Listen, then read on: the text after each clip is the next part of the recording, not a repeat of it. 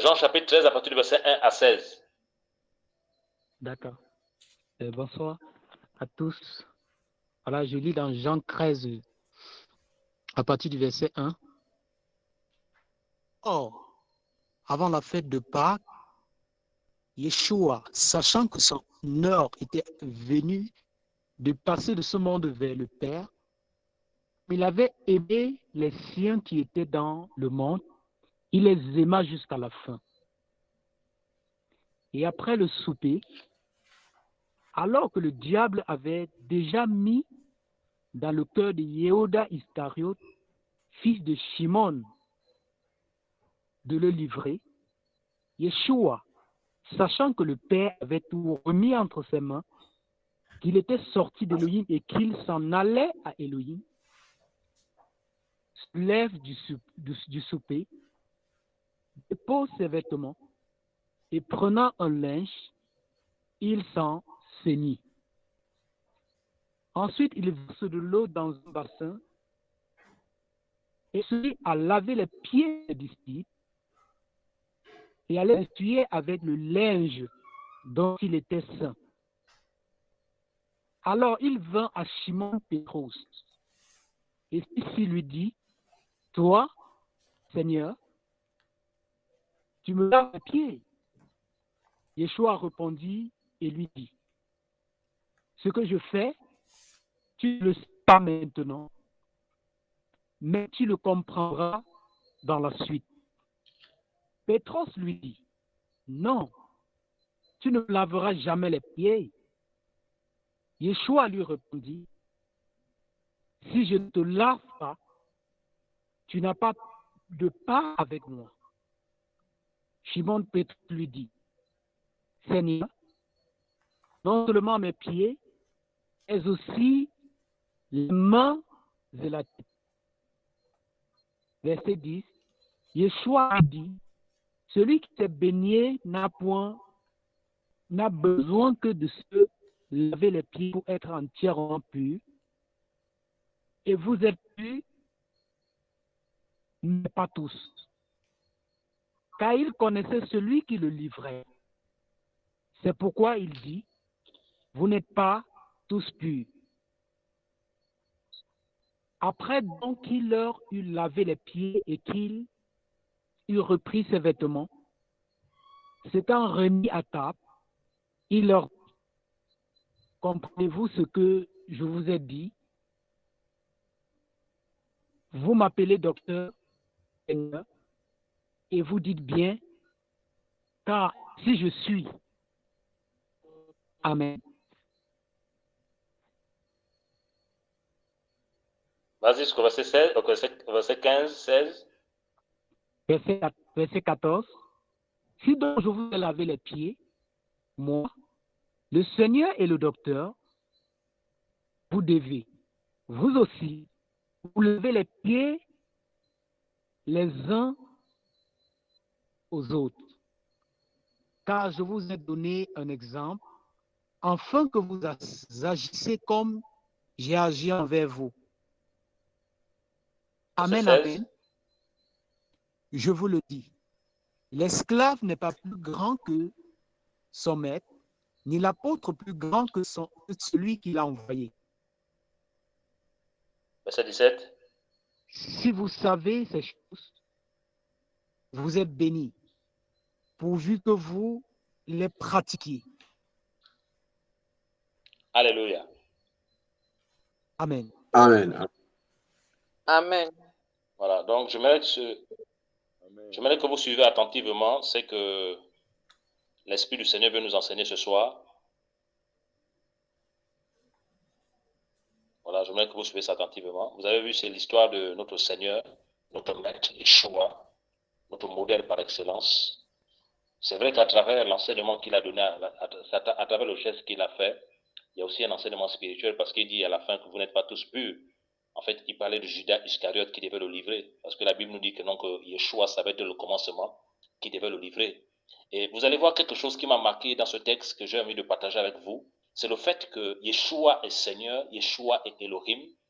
Et la Bible nous dit que non, que la parole a été faite chair. Donc il y a eu l'incarnation. Yahweh a pris un corps. pour visiter l'humanité afin d'éclairer. Voilà pourquoi il pouvait dire que je suis la lumière. Seul Elohim est la lumière. Parce qu'un homme ne peut pas être la lumière. Seul Elohim est la lumière. Or, Yehoshua Mashiach, notre Seigneur et notre Maître, il est 100% homme, 100% Elohim. Et la Bible nous dit, Paul, par la révélation profonde qu'il a eue, grâce à l'Esprit du Seigneur, a pu nous parler du mystère de la piété. Et là, qu'est-ce qui se passe? C'est que le Seigneur appelle les disciples et il prend une bassine et il commence à laver les pieds des disciples. Donc, le Seigneur lui-même, le dirigeant par excellence, il prend ses pieds, il prend la bassine, il commence à laver les pieds des disciples. Et on a vu que Pétros était choqué. Pétros était choqué que lui, le Seigneur, lui, le roi, il prend la bassine pour laver les pieds des disciples. Et là, qu'est-ce qui se passe? Ils sont choqués. Ils sont choqués. Vous voyez? Ils sont choqués. Et il lave les pieds des disciples. Et au verset 12, il dit, après donc qu'il eut lavé les pieds et qu'il eut repris ses vêtements, s'étant remis à table, il leur dit, comprenez-vous ce que je vous ai fait? Vous m'appelez docteur et seigneur. Et vous dites bien, car ainsi je suis. Donc il leur fait comprendre que donc, le fait que vous m'appelez docteur et seigneur, c'est la vérité. Je suis un docteur, je suis votre seigneur. Et au verset 14, il dit, si donc je vous ai lavé les pieds, moi le Seigneur et le docteur, vous aussi vous lavez les pieds les uns des autres. Verset 15, car je vous ai donné un exemple afin que vous agissiez comme j'ai agi envers vous. Voilà. Et je prie que l'Esprit du Seigneur essaie de nous faire comprendre ça. Vous avez vu que le Seigneur ne pouvait pas venir dire aux apôtres que lavez-vous les pieds les uns les autres. Non. Il ne pouvait pas venir dire ça comme ça. Qu'est-ce qu'il a fait? Il a pris lui-même une bassine, il a commencé à laver les pieds des frères et sœurs. Et il dit à la fin, voilà, je vous ai montré un exemple. En fait, ici, l'Esprit du Seigneur a commencé à m'enseigner en me disant que, en fait, un vrai dirigeant montre l'exemple. Alléluia. Amen. Amen. Amen. Amen. Voilà. Amen. Voilà. Donc, un vrai dirigeant montre l'exemple. Vous voyez? C'est un modèle. Il montre l'exemple. Il n'enseigne pas par la rhétorique. Il n'enseigne pas par le bavardage. Il enseigne par sa vie. Voilà pourquoi Paul pouvait dire que non, on ne peut pas donner une charge aux nouveaux convertis parce que ils n'ont pas d'abord, il n'y a pas eu le temps de les éprouver. Vous voyez, ils n'ont pas d'abord été les prouver d'abord. Parce que lorsqu'on parle d'un véritable dirigeant, c'est quelqu'un c'est un vieillard. C'est quelqu'un qui a passé du temps avec le Seigneur, qui a passé du temps dans la marche. Et là, on voit le Seigneur qui a pris peu de 30 ans afin d'être façonné par le Père et qui vient maintenant montrer l'exemple aux autres. Donc, il fallait qu'il passe par là pour que la leçon qu'il donne aux apôtres puisse entrer, qu'ils devaient se laver les pieds les uns et les autres. Donc, il devait montrer l'exemple. Donc, l'équipe qui travaille doit montrer l'exemple aux autres. En fait, par vos vies, les frères et sœurs doivent être enseignés.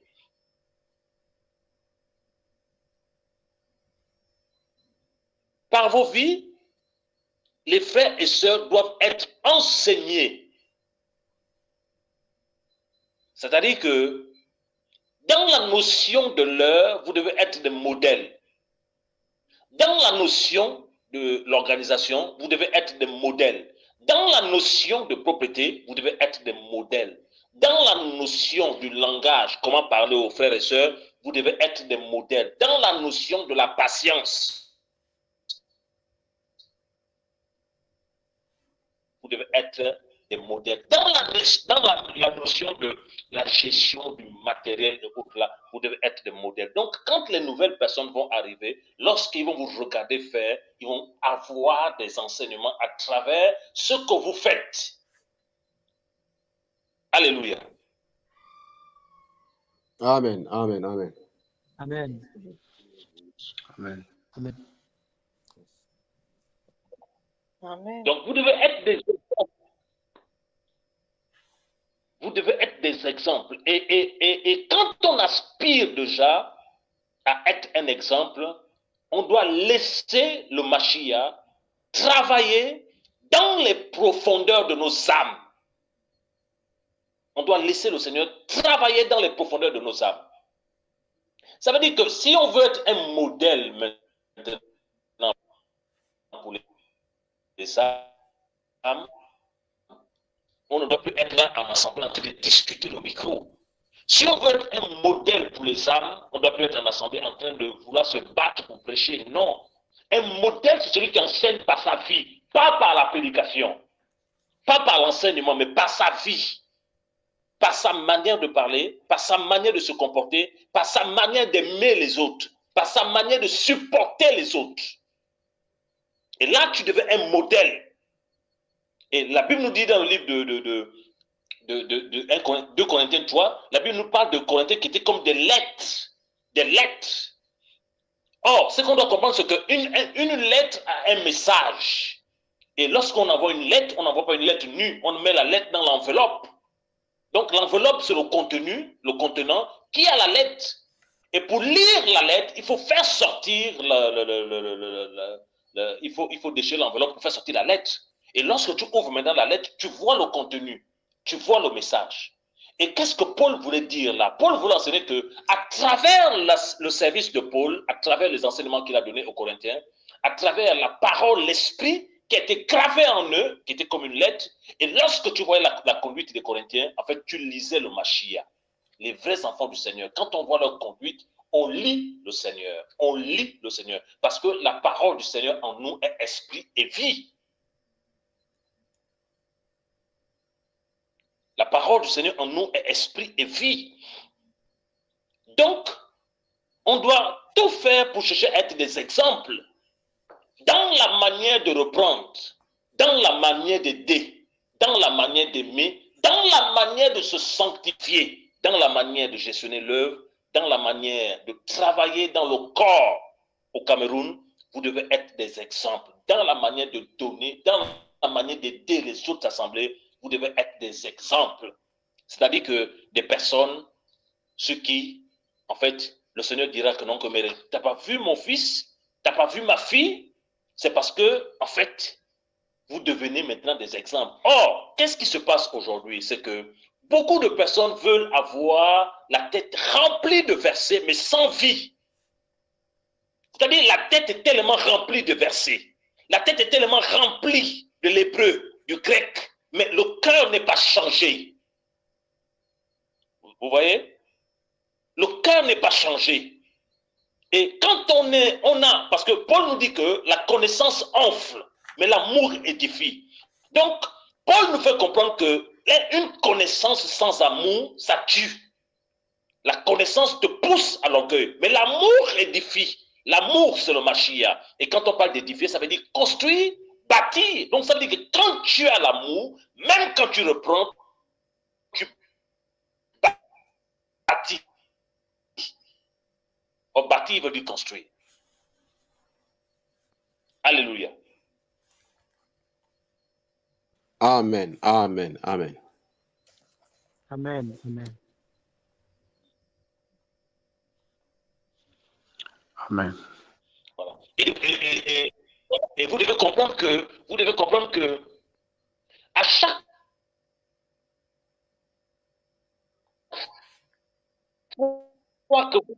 chaque fois que vous avez en vous le désir de vouloir dépasser les gens dans la prédication, de vouloir dépasser les gens dans l'enseignement, si de se concurrencer, vous devez comprendre que non, que ça ne vient pas du Seigneur. Ça ne vient pas du Seigneur. Ça ne vient pas du Seigneur. Ça ne vient pas du Seigneur. Allons-y dans le livre de Jacob.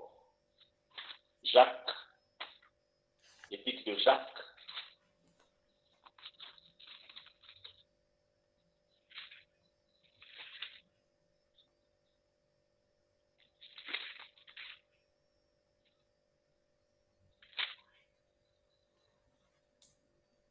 Jacques chapitre 3, verset 13, quelqu'un peut nous faire la lecture, s'il vous plaît.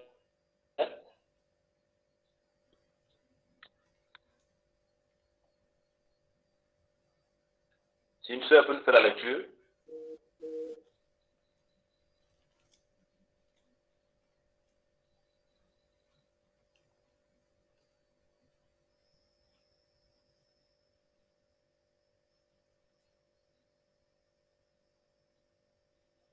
Une sœur peut nous faire la lecture, s'il vous plaît. On va aller vite. Oui, Jacques Jacques chapitre 3, 3, verset 13. à partir de 13 ou 16. Jacques 3, Ou verset si une femme 13. appelle Jérôme. Qui est sage et intelligent parmi vous, qu'il montre ses œuvres par une bonne conduite avec douceur et sagesse. Verset 13. Verset 13. Qui est sage? Oui, verset 13. Qui est sage et allez-y. intelligent parmi vous? Jacques 13, Jacques 3, à partir du verset 13. Qui est sage et Continuez. intelligent parmi vous, qu'il montre ses œuvres par une bonne conduite avec douceur et sagesse. Mais si vous avez dans votre cœur un zèle amer et un esprit de parti, ne vous glorifiez pas et ne montez pas contre la vérité, car ce n'est pas par là la sagesse qui descend d'en haut, mais elle est terrestre, animale et diabolique. Car là où il y a de la jalousie Amen. et un esprit de parti,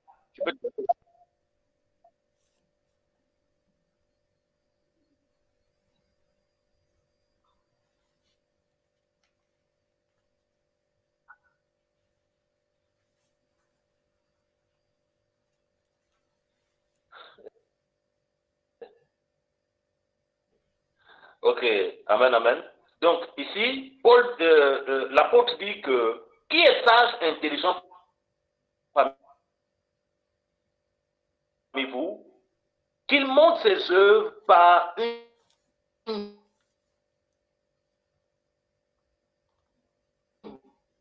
bonne conduite avec douceur et sagesse.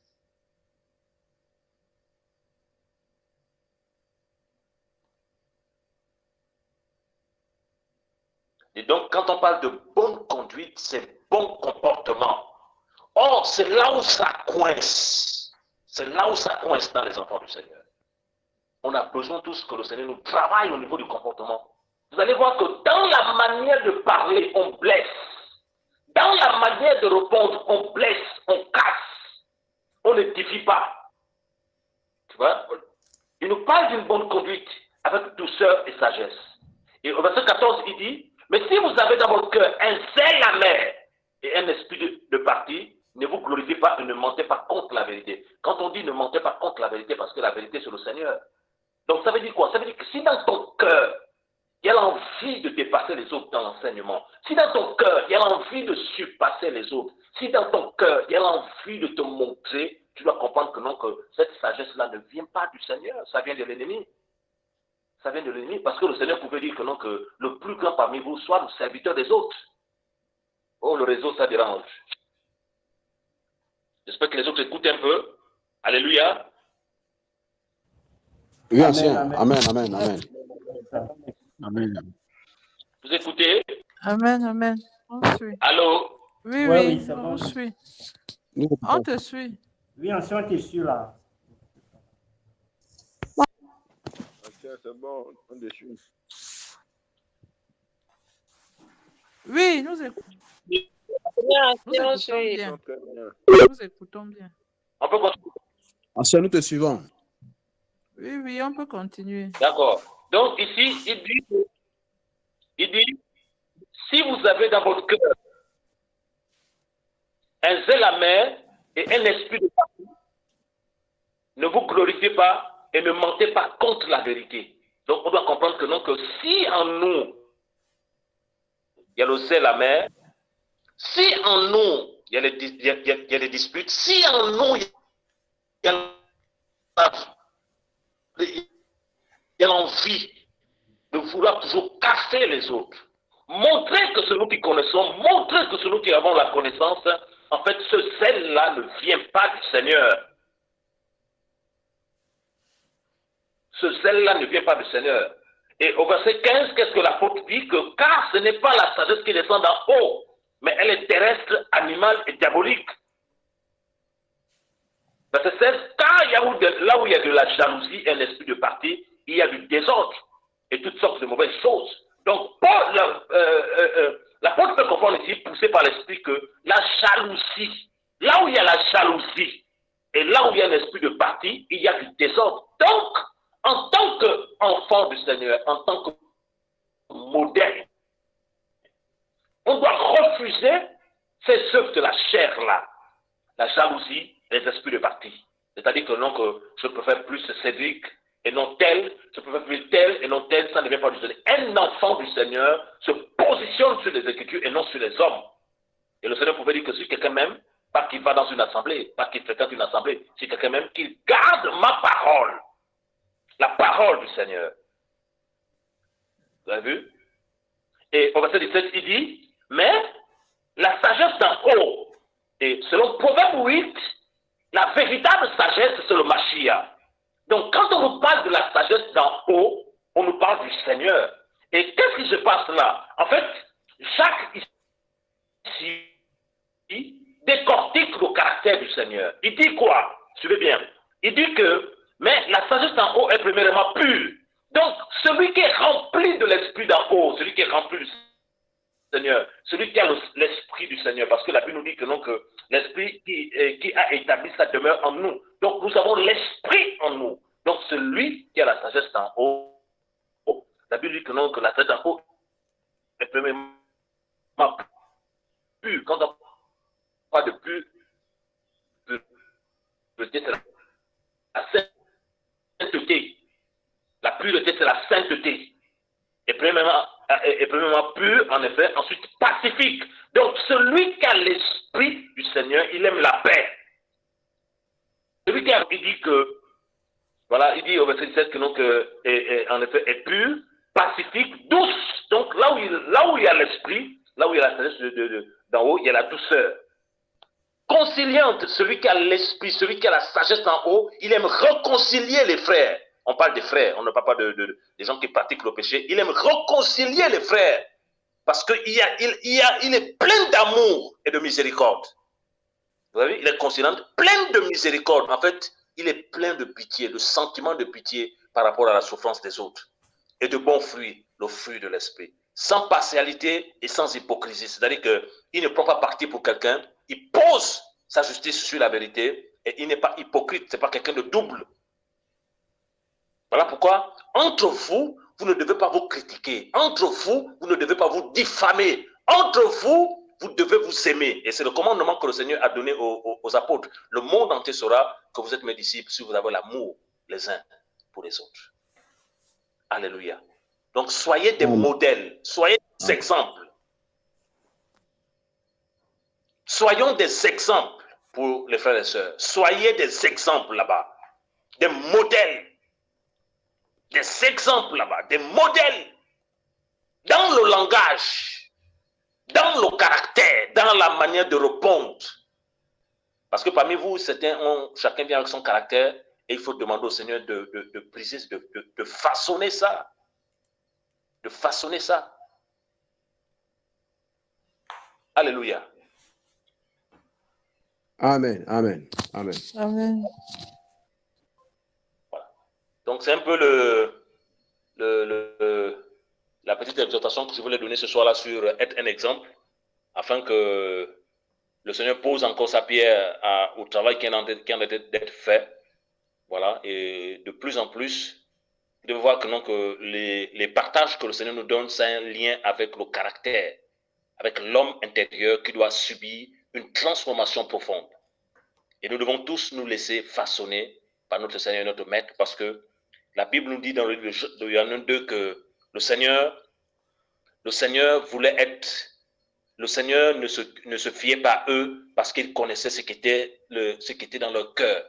Donc, le Seigneur regarde plus au cœur qu'au physique. Ce qui l'intéresse, c'est le cœur.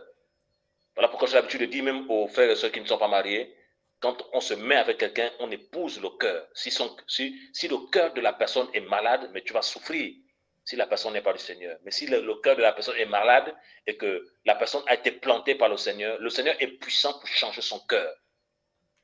Le Seigneur est puissant pour changer son cœur. Voilà pourquoi dans le choix, il faut toujours demander au Seigneur l'état de la personne, le cœur de la personne. Même s'il est beau comme quoi, la lune, il faut toujours demander l'état du cœur. Seigneur, montre-moi le cœur de cette sœur, montre-moi le cœur de ce frère. Et quand tu poses, il dit, invoque-moi, je te répondrai. Le Seigneur te montrera. Il te montrera. Alléluia. Amen. Amen. Amen.